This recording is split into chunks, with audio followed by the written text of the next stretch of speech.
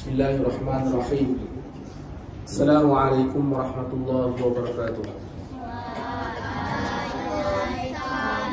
Innal hamdalillah nahmaduhu wa nasta'inuhu wa nastaghfiruh wa na'udzu billahi min shururi anfusina wa min sayyiati a'malina.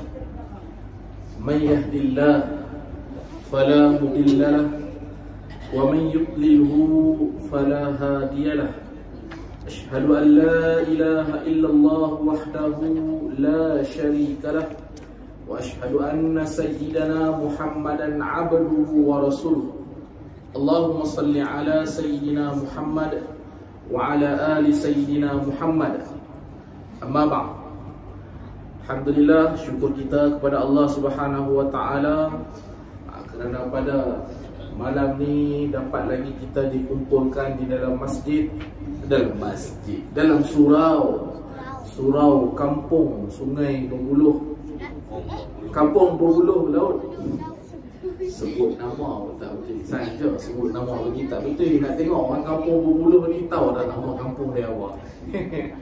Baik, alhamdulillah, 2 minggu lepas kita dapat sama-sama 2 minggu lepas ke 3 minggu lepas, lebih kurang lah, kita dah cerita tentang bila kita nak solat, kita kena tahu apa itu solat. Bila kita nak solat, kita kena tahu apa itu solat. Dan insya-Allah minggu ni kita akan tengok beberapa lagi perkara berkaitan solat juga. Kenapa asyik cerita tentang solat? Kami ni ustaz, hari-hari kami solat. Kami ni ustaz dah 10 tahun, 15 tahun, 20 tahun kami solat. Kami ni ustaz, kalau kami tak solat di surau pun kami solat di masjid. Dah tu kenapa kami kena dengar lagi, kena tahu lagi tentang solat? Kerana yang pertama, tidak sah ibadat tanpa ilmu. Sesuatu ibadat yang dilakukan hanya sah apabila ada ilmu. Ilmu apa? Ilmu tentang ibadat yang dilaksanakan tu. Kenapa kena tahu ilmu, ataupun kenapa kena tahu, kena ada ilmu tentang ibadat yang nak dilaksanakan tu?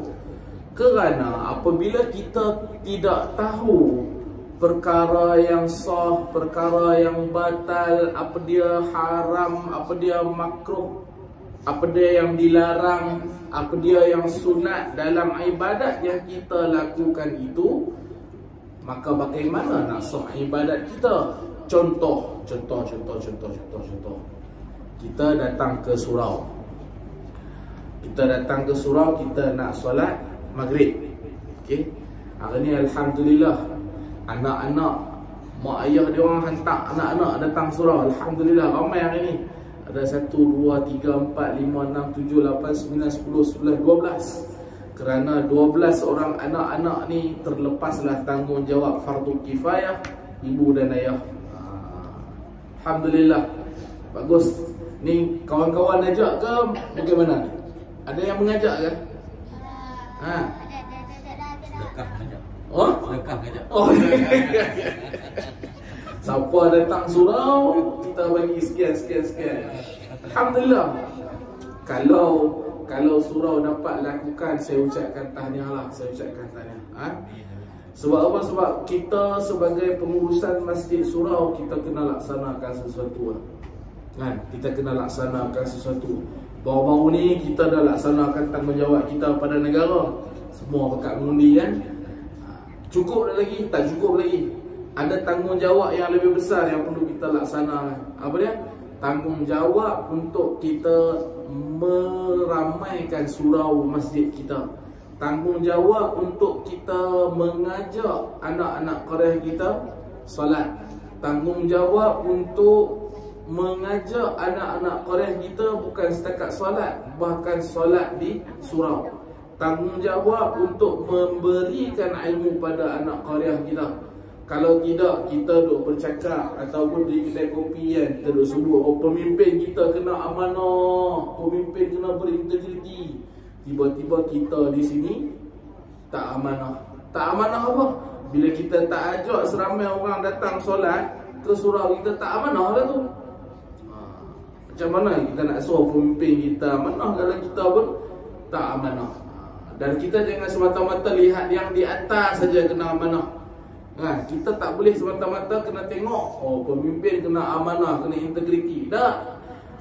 Nabi kata qu anfusakum wa ahlikum nara.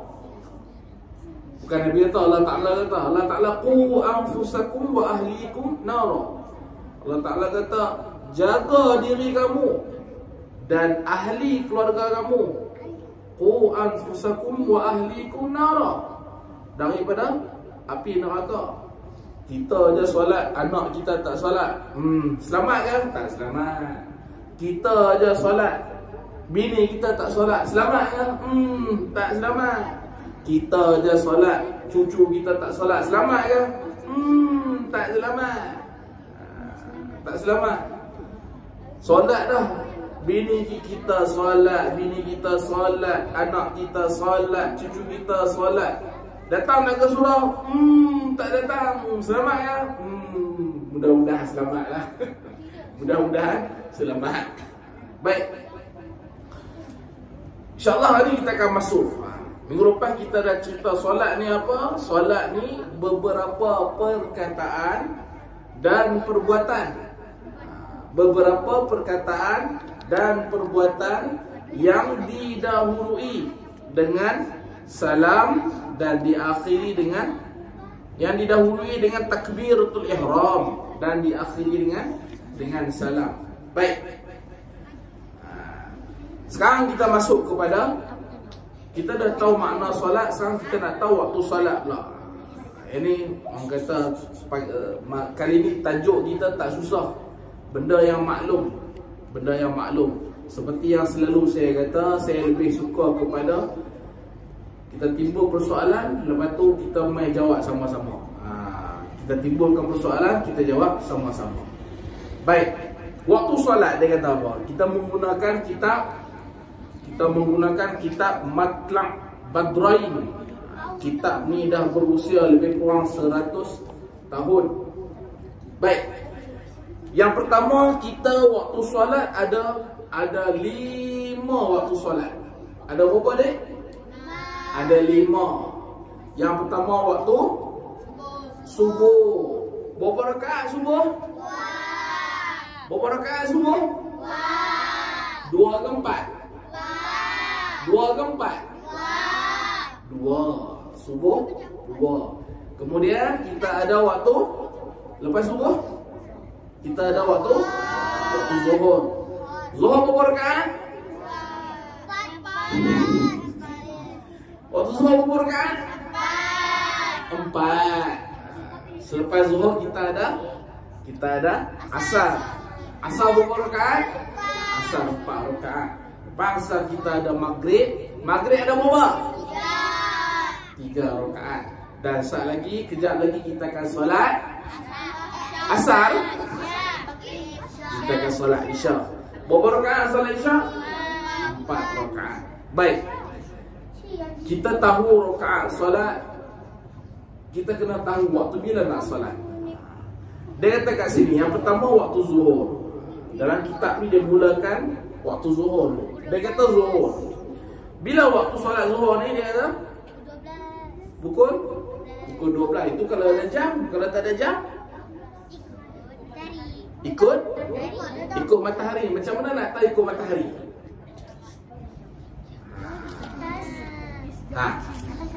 Baik, mari kita baca dulu. Zuhur ni apa? Waktunya bermula. Macam mana kita nak tahu waktu zuhur? Waktunya bermula apabila gelincir matahari dan berakhir apabila bayang-bayang sesuatu benda itu sama panjang dengannya. Ulang sekali lagi. Waktunya bermula apabila gelincir matahari dan berakhir apabila bayang-bayang sesuatu benda itu sama panjang dengannya. Sekarang ni macam-macam cara kita nak tahu waktu zuhur. Antaranya kita tengok jam. Tengok jam. Sah tak tengok kita ikut solat ni semata-mata tengok jam? Sah tak solat kita? Sah. Lepas tu kalau tak ada jam kita dengar azan. Kalau azan tu pukul 3 petang kita solat pun pukul 3 petang. Bukan kena solat pukul 3 petang, pasal azan tu solat 3 petang. Macam mana kalau azan tu lewat, kita solat dulu. Azan pukul berapa? Contoh, selalunya kalau Jumaat ni kita akan azan pukul 12.30 kan? Saya rasa di mana-mana tempat pun azan bermula 12.30. Saya nak mencadangkan lah, sebab baru-baru ni baru tak baru ada juga ada orang bertanya tentang kenapa kita punya waktu Jumaat dengan waktu Zuhur sama kan, masuk waktu. Jadi sekarang Jumaat masuk jam berapa? 12. Lebih kurang 12.07 minit lah. 12.30 tu kita azan. Okay? 12.30 itu kita azan. Waktu Jumaat masuk lebih kurang 12.07 minit lah. Kalau hari ni 12.07 minit. Kalau hari ni adalah hari Jumaat, maka 12.07 minit. Ada orang tanya kenapa masuk waktu 12.07 minit tapi kita azan 12.30. Sepatutnya bila masuk 12.07 minit, azan pun 12.07 minit. Azan pun 12.07 minit. Tak boleh kita lewat-lewatkan. Habis tu yang selama kita buat ni salah kan? Selama yang kita buat ni tak salah, betul kan? Kita tak tahu macam mana latar sejarah orang dulu kan. Mungkin orang dulu pasal tu ada lewatkan sampai 12.30. Mungkin sebab orang dulu, cerita dulu lah, mungkin orang dulu pasal turun ke laut sementara nak balik kan. Mungkin kita tak tahu. Sementara nak cukupkan, bagi cukup jemaah tu, maka dia lewatkan sikit 12.30 baru dia azan. Sekarang macam mana? Sekarang ni kalau dapat azan masuk waktu azan, itu lebih baik. Kalau masuk waktu terus azan, itu lebih baik. Tapi ustaz, kalau kita masuk waktu terus azan, nanti orang akan ingat solat. Orang akan ingat Jumaat dah solat. Tak apalah, sebelum kita nak buat macam tu, kita cerita dulu kat jemaah ni lah. Katalah sekarang ni kita memang duk azan pukul 12.30 kan? Ambil masa 3 bulan. 3 bulan tiap-tiap hari. Pesan, kalau kuliah, pesan dekat ustaz kuliah, ustaz tolong bagi tahu dekat anak kuliah, Jumaat kita akan azan pada sekian-sekian. Katalah 3 bulan daripada sekarang kita akan start azan ikut waktu solat. Tiap-tiap hari kita bagi tahu. Lepas tu setiap kali Jumaat pun kita tak mula lagi. 3 bulan kemudian baru kita mula. Kita maklumkan dulu, sebar-sebar. Lepas 3 bulan baru kita buat. Saya rasa tak ada isu pun. Sebab apa? 3 bulan kami bagi tahu, tiba-tiba ada orang bawa parang. Siapa yang ubah ni? Dulu kami azan 12.30, sekarang siapa ubah bukan 12.07 minit azan dah. Ni Pak Long, kami 3 bulan kami beritahu Pak Long. Pak Long pergi mana? Oh, Pak Long tak pergi masjid, tak pergi surau. Lalu ni main kami ramai-ramai angkat parang pula kat Pak Long. Pasal apa Pak Long tak pergi masjid surau? 3 bulan dah kami dah beritahu. Ada yang buat macam waktu 12.07 minit tu, ada yang buat, tapi kadang-kadang ada yang dah buat terus 12.30. Ya, itulah kalau dapat. Sebab baru-baru ni lah ada ditimbulkan dalam satu program dengan guru takmir, kalau tak silap saya. Di KL mereka tanya kenapa sini azan 12.30. Patutnya kita masuk waktu azan. Solat tu lewat sikit, 12.30 baru solat boleh, baru khutbah boleh tak ada masalah. Yang penting masuk waktu azan dulu. Sebab apa? Alasan dia kenapa kita lewatkan? Nah, kalau kita lewatkan sebab nak solat, siapa kata bila dah masuk waktu kita akan solat, kita tak solat lagi? Pasal apa kita azan awal? Azan awal pasal dah turun-temurun macam tu. Okey, kalau sebab turun-temurun macam tu, kita ubah lah. Sebab apa? Sebab waktu solat masuknya azan. Masuknya azan. Baik. Dia kata apabila gelincir matahari. Tadi kita kata tengok jam. Lepas tu dengar azan. Satu lagi kenapa kita bilang masuk waktu kena azan? Sebab ibu ayah, ada orang, ada manusia, ada masyarakat kita yang dia memang allergic dengan azan. Maksudnya dia akan fokus kepada dia dengar azan baru tahu kita masuk waktu dah. Sama orang kita. Dalam bulan puasa, waktu apa yang paling kita tunggu? Waktu maghrib. Orang tak sembahyang pun tahu maghrib ke berapa. Orang tak puasa pun dia tahu maghrib ke berapa. Tidak? Sebab apa? Sebab nak syuru. Orang Penang kata nak syuru, nak makan, nak buka puasa. Kalau waktu maghrib kita tunggu, yang peliknya kita ni tunggu waktu maghrib, waktu lain kita tak tunggu. Apa masalah kita? Masalah kita hati dah masalah. Adik tunggu dah waktu zuhur? Bila jawab tak tunggu baru. Baik. Dia kata apa? Dan berakhir apabila bayang sesuatu benda itu sama panjang dengannya. Kalau kita tak ada jam, kita tak ada azan, macam mana nak mengetahui waktu solat? Ambil satu kayu, pacak di tanah. Allah Ta'ala. Ambil satu kayu, pacak tegak, bagi dia tegak di tanah. Okey. Bila waktu zuhur? Apabila matahari gelincir. Yang pertama, kalau kata tak ada bayang-bayang lagi, apabila tidak ada bayang-bayang pada galah tu, itu maksudnya tak masuk lagi zuhur. Dia kata apa? Gelincir matahari. Bila gelincir dah tentu ada bayang-bayang. Bila start ada bayang-bayang, masuklah waktu zuhur. Bila start bayang-bayang, masuklah waktu zuhur. Adik-adik, nanti kalau kita pergi camping ke, ataupun di sekolah ada buat program ke, ataupun jam tak berfungsi ke, ataupun kita pergi ke mana-mana tak ada pun satu tanda nak menentukan waktu solat, ambil je kayu, pacak kat tanah. Sekarang tak payah duk ambil kayu lah, pegang dia macam ni, letak, kita tengok matahari gelincir lagi. Macam mana kita nak tahu? Apabila ada bayang-bayang pada kayu ni. Bila ada bayang-bayang, masuklah waktu zuhur. Macam mana nak tahu waktu zuhur tu habis? Apabila bayang-bayang ni kan sama panjang dengan pen, sama panjang dengan kayu yang kita pacak tu, maka habislah waktu zuhur. Itu waktu zuhur. Dia kata bayang-bayang zawal, waktu gelincir matahari tidak boleh diambil kira. Baik, itu waktu zuhur. Kemudian kita ada waktu asar. Waktu asar dia kata waktunya bermula, bila mula waktu asar? Apabila bayang-bayang sesuatu itu lebih panjang dari alat pengukur. Tadi kita kata waktu zuhur tamat bila?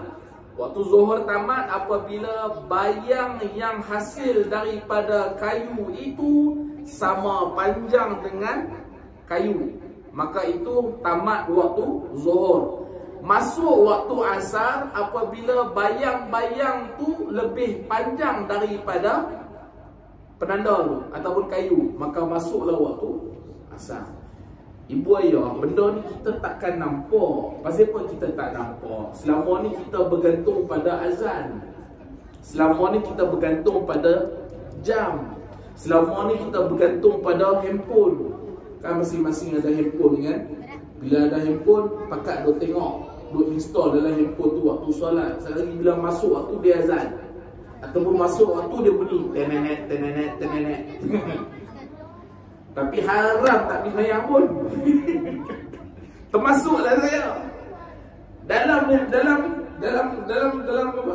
Dalam smartphone ni ada aja aplikasi waktu solat. Tapi bila masuk waktu solat, tak pergi pun masjid, tak pergi pun surau. Siapa lagi? Saya. Ini saya cerita saya. Sebelum saya nak cerita orang, saya cerita saya. Pasal apa nak kena sebut benda tu? Kita ni buaya, hati kita kena sentiasa diingatkan. Kena sebut, walaupun kadang kita buat benda tu, kena sebut. Pasal apa kita kena sebut? Sebab kadang kita lupa. Sebut ni marah lah, tak marah kan? Semua orang sama kan? Siapa ada pengalaman, dia ada handphone dia bunyi azan, tapi dia tetap tak pergi masjid? Siapa yang ada pengalaman? Saya angkat tangan, saya memang ada pengalaman. Semua ada pengalaman. Pasal apa kita jadi lagu tu? Oh Ustaz, masa azan tu kami meeting. Hari-hari meeting kan? Hari tak meeting tak pergi pun. Oh Ustaz, masa azan tu kami ada urusan. Hari-hari ada urusan kan? Kita tanya, kenapa kita timbul soalan tu? Kita kena muhasabah ibu-ayah. Kena muhasabah. Apabila masuknya waktu solat, tapi kita tak rasa solat tu lebih utama, solat tu lebih besar, itu tanda ada masalah. Kita ada masalah. Masalah apa? Masalah yang pertama, kita tak sedar diri. Kalau dia ustaz tak sedar diri. Ustaz, takkan ada ustaz tak sedar diri? Berlampau ustaz tak sedar diri. Ustaz, kenapa kata dekat ustaz? Sebab kita ustaz ke, kita bukan ustaz ke, kita semua akan balik pada Tuhan. Kita akan ditanya. Yang membezakan antara satu manusia dengan satu manusia, takwa. Takwa dia. Ada ustaz tak takwa? Ramai ustaz tak takwa. Kan kata orang tak ustaz dia tak takwa. Ustaz pun ramai tak takwa. Ustaz tadi kata kat ustaz, sebab saya pun ustaz. Kena terima lah hakikat tu. Itu realiti. Apabila kita waktu solat dah masuk, tapi kita tak ada rasa, tak ada rasa sedih, tak ada rasa nak terkejar-kejar, tak ada rasa nak bubut-bubut. Betul ke saya sebut? Bubut kan? Tidak lah. Tak ada rasa susah hati. Seperti mana susah hati bila kita tak ada duit. Kita banyak susah hati tak ada duit ke? Banyak susah hati bila kita tak dapat solat awal? Confirm kita banyak susah hati bila tak ada duit berbanding kita tak solat awal. Maka kita kena sedar lah benda tu. Bila sedar, kita buatlah perubahan. Okey? Satu lagi, kita tak nampak waktu zuhur. Sebab apa? Sebab kita menggunakan alat. Kita mau buat, mungkin boleh bagi cadangan kat masjid, kat surau. Mungkin boleh bagi cadangan kat surau. Orang yang lebih layak membincangkan ataupun menunjukkan bagaimana cara masuk waktu solat adalah pejabat mufti. Pejabat mufti, dia ada tim ahli falak, ahli cerak matahari, betul ke cerak matahari, cerak kena bulan. Mereka ada keahlian. Boleh orang kata buat program, jemput pejabat mufti, tim falak, suruh mereka ajak kita macam mana nak menentukan yang pertama waktu solat, yang kedua arah kiblat. Sekarang ni kenapa kita boleh solat macam biasa? Sebab kita dah ada masjid, ada surau. Cuba kita pergi dekat, kalau kata kita nak feri, nak pergi Sabah. Siapa tahu macam mana nak tengok arah kiblat kalau nak solat atas feri tu? Kau pakat tak solat feri tu? Setakat pengalaman saya duduk lebih kurang 4 tahun di Labuan ni, saya tak nampak lagi orang solat atas feri tu. Saya kerap juga, boleh dikatakan hampir tiap bulan, tiap minggu saya keluar. Sebab saya ni kaki ride, saya suka ride. Jadi hampir tiap minggu saya keluar naik feri. Saya tak pernah nampak orang solat atas feri tu. Nak cerita apa? Bukan nak cerita tak solat tu, nak cerita kalau atas feri tu macam mana kita nak tahu arah kiblat.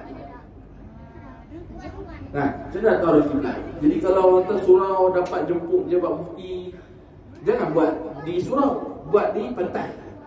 Buat di pantai, semua simpan handphone, simpan jam. Lepas tu kita tengok macam mana nak tentukan waktu solat tu macam mana, arah kiblat tu macam mana. Saya yakin dan confirm, kalau dibuat macam tu tak ada siapa pun hampir tak ada siapa pun tahu waktu salat macam mana. Bila masuk waktu salat, macam mana nak menentukan arah kiblat. Melainkan semuanya rasa-rasa agak-agak. Mungkin kanan sikit kot, atau kiri sikit kot. Oh, ni dah masuk dah ni. Semua mandai-mandai kan. Tak kira try buat. Tak kira try buat. Baik. Dia kata waktu asar ni apa? Waktu asar apabila bayang-bayang lebih panjang daripada penanda yang kita tandakan tu, maka masuklah waktu asar. Hari ni kita belajar macam mana nak tentukan waktu, masuk waktu sepadannya. Betul dia kata apa? Dan berakhirnya waktu asar tu bila? Sehingga matahari terbenam. Sekarang ni nampak dah matahari terbenam. Nampak kan? Kalau kita di Labuan ni kita nampak. Bahkan kita di Labuan ni, kalau pejabat mufti buat serapan anak bulan, biasanya Labuan dapat dulu. Sebab kita lebih, orang kata lebih dekat, lebih nampak kan. Baik, itu waktu asar. Baik, waktu maghrib dia kata apa? Macam mana nak tahu waktu maghrib? Waktunya bermula apabila matahari terbenam hinggalah hilang syafaq. Syafaq ni apa? Syafaq ni dia kata mega merah di kaki langit. Kalau kita nampak kan warna merah tu kan. Kalau sini, kalau petang-petang warna dah mula merah-merah kemerahan tu, sini sebut apa? Kalau di sini, kalau di Labuan kan, apa istilah yang digunakan? Contoh kalau Penang, kalau matahari betul-betul terpacok atas kepala, kita panggil tengah rembang. Tengah rembang. Maksudnya tengah panas betul-betul tengah rembang. Kalau waktu nak maghrib pula, kalau waktu maghrib sini, bila nak kita nampak warna merah-merah dengan warna kuning-kuning tu, bahasa dia apa sih? Belamar.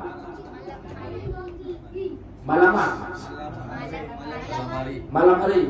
Oh, jadi bila nampak warna di langit tu dah warna merah tu, malam hari. Kita akan sebut malam hari. Oh, ni bila contoh bila saya oh ni nak malam hari sudah ni, nak malam hari karang. Betul tak? Malam hari karang. Betul ke saya sebut? Malam hari karang. Betul tak? Malam hari sudah ni. Sudah itu. Maghrib sudah ni. Maghrib sudah ni.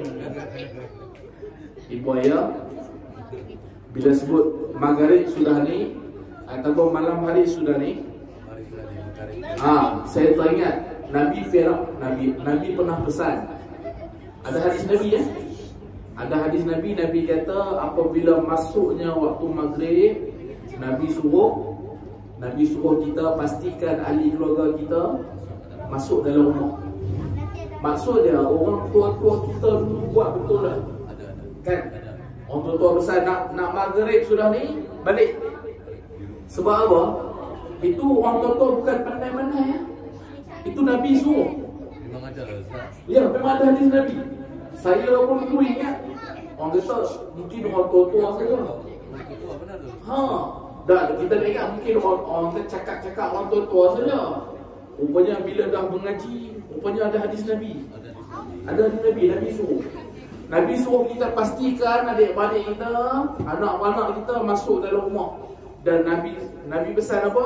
Nabi pesan pintu tutup, tingkap tutup. Kalau kita dulu kan dia tingkap terbuka. Nabi pesan. Itu hadis Nabi yang bukan semata-mata orang tua-tua. Orang tua-tua ambil daripada mana? Ambil daripada Nabi. Cumanya mungkin bila ada kadang orang tua-tua kita, orang tua-tua dulu lah kan, dia tambah. Apa dia tambahan dia? Antaranya yang ibu ayah tahu lah. Iblis berkeliaran. Takut ketakuran. Kalau macam orang boleh, hari kuning sudah tu. Hari kuning sudah tunya. Takut ketakuran nanti. Ketakuran tu tambahan. Okey? Tapi yang iblis berkeliaran tu ada hadis Nabi tak? Ya, memang ada hadis Nabi. Yang ketaguran tu, itu tambahan.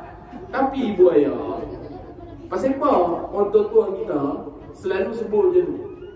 Sebab benda tu berlaku kan? Sebab benda tu berlakulah yang ibu ayah kita, orang tua dulu, dia sebut ketaguran. Bukan kerana ketaguran, tapi oleh kerana memang berlaku ketaguran tu. Maka itulah sebab kenapa dia sandarkan balik takut ke ketaguran. Nak cerita waktu maghrib ni. Okey, yang tu memang ada di Nabi. Baik. Dia kata waktu bermulanya apabila matahari terbenam hinggalah hilang syafaq ataupun mega merah di kaki langit tadi. Baik. Waktu isyak bila? Waktunya bermula apabila hilang syafaq merah. Bila di langit tu dah tak ada warna merah, dia dah mula masuk warna gelap. Kan? Biasanya gelap lah. Lepas tu dia kata sehingga terbit fajar shadiq. Fajar shadiq ni nak masuk waktu subuh dah.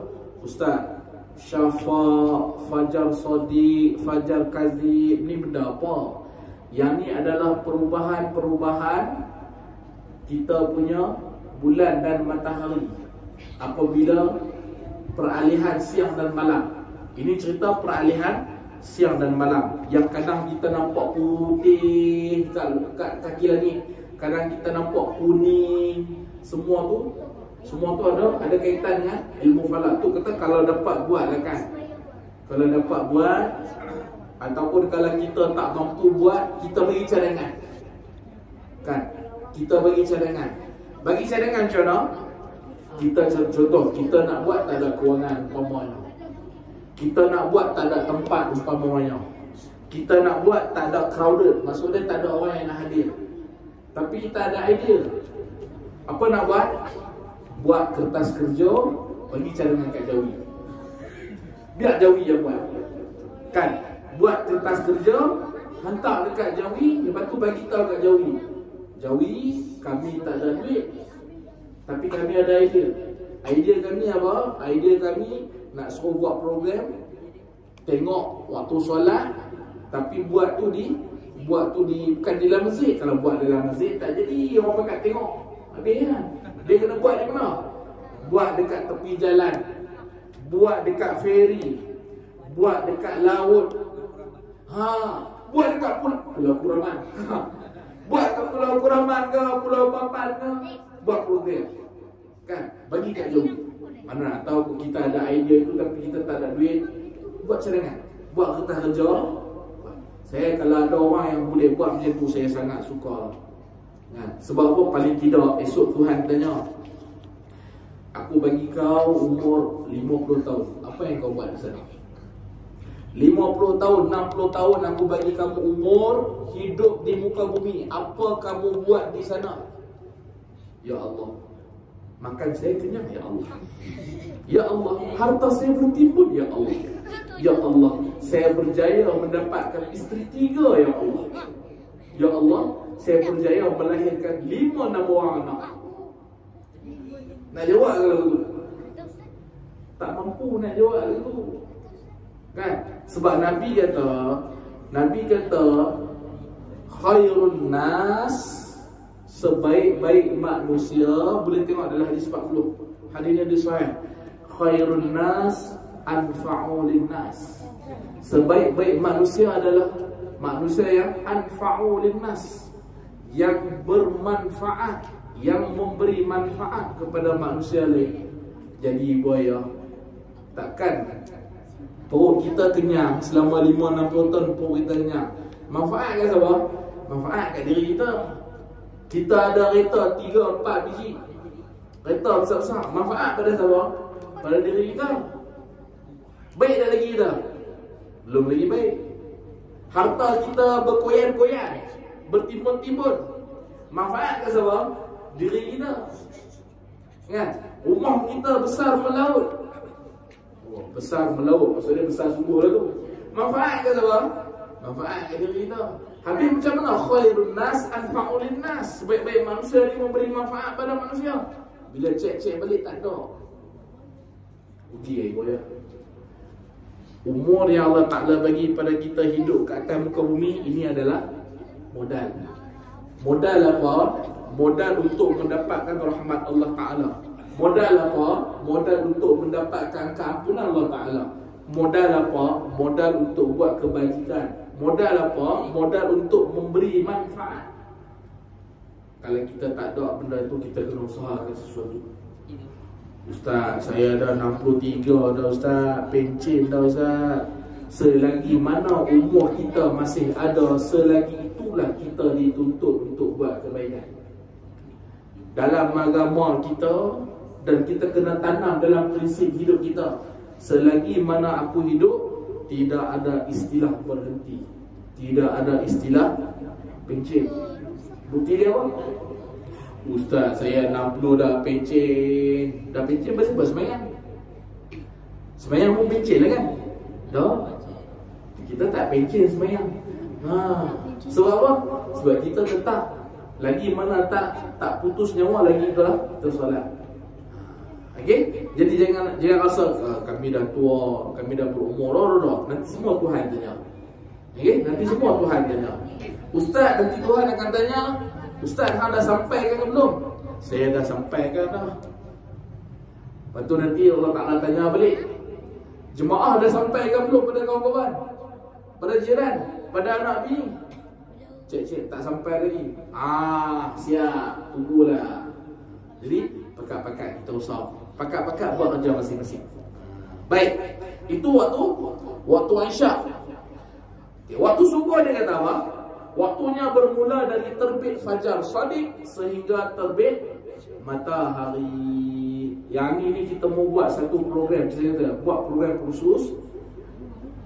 Orang kata kira mulai berjemaah ke apa kan, simpan semua handphone, tarik semua jam, kita tentukan waktu solat. Mari kita tengok pakat boleh buat ke tak boleh buat. Kalau boleh buat, program tu sangat-sangat cantik. Baik, itulah 5 waktu solat yang kita kena tahu. Kalau kita tahu maksud solat tu apa, tapi kita tak tahu bila waktu solat tu, masalah juga kan? Jadi tak sah juga. Baik, selesai 5 waktu solat. Saya buka soalan kalau ada soalan. Saya buka soalan kalau ada soalan. Ada apa-apa soalan nak ditanyakan, nak dapat pengesahan ke, ataupun nak dikongsi ke? Ada tak? Soalan yang dibicarakan semua berkaitan soalan. Tak semestinya tajuk yang kita sembang. Okey, semua berkaitan soalan. Sebab saya kata kan kita punya kuliah pun tema kita klinik soalan. Klinik soalan. Jadi boleh tanya kalau ada soalan. InsyaAllah yang mana saya tahu saya jawab. Saya tak tahu nanti kita simpan, kita cari dalam kitab. Ada tak soalan? Ya. Bagaimana nak pastikan wuduk kita sah? Berat soalan tu. Selama ni kita pastikan wuduk kita sah macam mana? Habis tu kita wuduk macam mana selama ni? Kan kita wuduk je.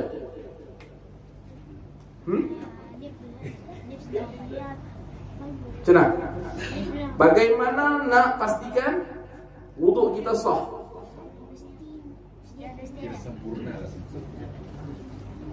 Dia ada beza ni, sah, sempurna, tak yakin. Maksud apa nama tuan pengurusi, apa maksud tuan pengurusi? Bagaimana nak pastikan kita ni wuduk sah? Wuduk kita sah yang pertama bila kita ada ilmu tentang wuduk. Apa dah ilmu tentang wuduk? Rukun wuduk tahu tak? Rukun wuduk ada berapa adik? Rukun wuduk. Wuduk ni apa? Wuduk ni ambil air solat lah kan? Ambil air sembahyang. Ada berapa rukun wuduk? 7. Yes. Rukun wuduk ada 7. Betul 7.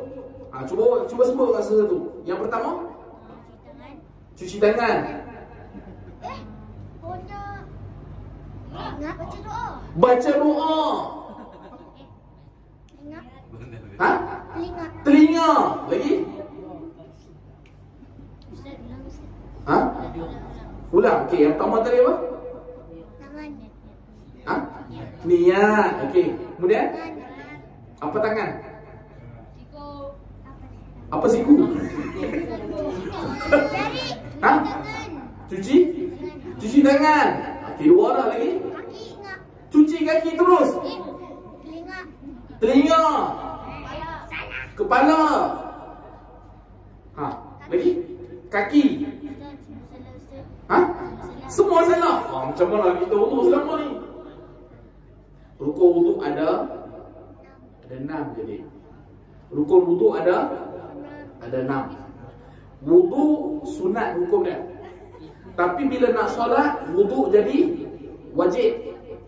Wuduk tak sah solat. Yang pertama niat. Rukun wuduk yang pertama niat. Niat. Yang kedua membasuh muka. Membasuh muka. Muka dulu ke tangan dulu? Bukan. Muka dulu. Betul tak? Yang ketiga membasuh Tangan. tangan. Sampai siku. Daripada sini sampai sini. Betul tak? Daripada sini ujung jari sampai siku. Okey? Sampai siku. Ada orang ambil sampai sini. Dia pasal apa? Dia was-was. Lepas tu yang ketiga menyapu kepala. Dahi. Ha? Dahi. Dahi. Dahi ke kepala? Kepala. Ha? Dahi. Rambut. Rambut. Ah sudah. Dek, bukan dahi dek. Ni menyapu kepala. Ni. Kepala kita ni kita kena beri kena air. Selalu kita sapu di mana? Ni sapu di sini. Orang panggil ubun-ubun, kan? Ubun-ubun. Boleh tak kita sapu di sini? Maklumlah adik kita rambut panjang, lepas tu dia bubuh pomade. Bila dia bubuh pomade, rambut dia kalau kami Penang kami panggil remoy. Dia tercacak macam tu. Jadi sini dia kalau kena air habis dia. Lepas tu dia buat macam mana? Dia basuh di sini. Sah tak solat? Sah. Sebab apa sah? Ya, sebab kepala. Kepala tak semestinya di sini ya. Semua kawasan kepala boleh dikira untuk ambil wuduk. Boleh sapu di sini, boleh sapu di sini, boleh sapu di tengah ni. Kalau macam saya ni dah botak tengah orang ni, tua dah. Sini ataupun di belakang sini, asalkan kawasan kepala. Okey, itu yang ke 4. Yang kelima membasuh tangan, basuh kaki. Sampai ke mana? Sampai ke, minta maaf saya angkat kaki ya, minta maaf. Sampai ke ni, daripada sini ni sampai ke buku lali ni. Ni. Minta maaf saya angkat kaki ni. Okey? Buku lali. Okey? Boleh tak basuh sampai sini? Boleh. Boleh tak basuh sampai sini? Boleh. Tapi yang ni wajib lah. Daripada sini ni sampai sini wajib lah. Okey? Dan yang keenam, tertib. Tertib ni maksudnya daripada nombor 1 sampai nombor 5 tu mesti ikut susunan. Okey, macam mana kita nak tahu kita punya, bagaimana kita nak sahkan wuduk kita? Apabila 5 rukun tu kita buat, sah. Yang kedua, apabila kita tak kentut, kita tak melakukan perkara yang membatalkan wuduk. Perkara yang membatalkan wuduk apa? Keluar sesuatu daripada depan dan belakang. Kentut, kencing, berak. Ustaz, kami makan batal tak wuduk? Makan tak batal wuduk? Ustaz, tadi kami dah ambil wuduk. Ambil wuduk, masa nak keluar ke surau ni terpijak, tercicak. Batal wuduk? Batal? Yes. Tak batal dek. Tak batal. Tak batal. Tak batal. Betul ke tak batal? Ha, betul ke tak batal? Ataupun kita punya terpijak najis. Terpijak najis. Terpijak tai kucing. Batal tak wuduk? Batal tak wuduk? Dah, tak batal. tak batal. Okey? Jadi apa lagi? Bila tak batal, janganlah tak basuh. Tak batal dia main ke surau dia. Ada orang bila sebut tak batal, dia jalan dengan keadaan bernajis tu. Oh, pasal apa ni? Aku pijak tai kucing. Bawa main ke surau. Lepas tu pijak habis lantai surau. Habis semua bernajis. Jangan macam tu. Walaupun tak batal, basuh lah, cuci lah. Okey? Lagi apa lagi? Hilangkan. Kalau hilangkan, batal wudu. Okey. Jadi macam mana kita nak sah kita punya wudu? Bila kita tak kentut, kita tak kencing, kita tak berak, kita tak hilangkan, dan kita tak sentuh perempuan yang bukan mahram kita. Maksudnya yang boleh kahwin dengan kita. Bini kita tak sentuh. Batal dah wudu? Tak batal. Maka 3 benda ni kalau kita tak buat, wudu kita berkekalan. Boleh tak kita gunakan wudu yang sama? Contoh, solat zuhur kita dah wudu. Sepanjang zuhur, bila masuk waktu asar, kita guna wudu zuhur juga. Boleh ke tak boleh? Boleh. Dengan syarat wudu kita tak kentut, kita tak batal, kita tak sentuh bini kita ataupun mahram, dan kita tak gila. Dan kita tak tidur. Hilangkan dia tidur lah. Tidur hilangkan. Kalau dah tidur, Ustaz, saya tidur Ustaz, tidur batal. Kena ambil wudu boleh. Sentuh kemaluan. Sentuh kemaluan batal tak wudu? Sentuh kemaluan tak batal wudu. Dengan syarat lapik. Adik ni kat mana dalam seluar kan? Gatal. Bila gatal garu. Bila garu batal tak wudu? Tak batal. Sebab apa? Adik pakai seluar. Okey? Bila batal? Apabila tak berlapik. Yang pertama bila tak berlapik. Yang kedua tapak tangan. Tapak tangan. Sentuh kemaluan menggunakan tapak tangan tanpa lapik, batal wudu. Sentuh kemaluan menggunakan belakang tapak tangan. Maksudnya belakang ni lah. Batal tak wudu? Tak batal. Sama juga. Sentuh kemaluan menggunakan belakang tapak tangan ketika mandi wajib. Batal tak wudu? Batal tak mandi wajib? Batal tak wudu? Tak batal. Tak batal. Boleh? Okey. Apa lagi tadi? Tadi Haji macam nak tanya soalan tu. Tidur yang tak membatalkan wudu adalah tidur yang tetap 2 papan punggung. Contoh macam saya sekarang ni kan. Okey? Macam saya duduk sekarang ni, ataupun macam kita duduk. Kalau kita tidur, batal tak wudu? Tak batal.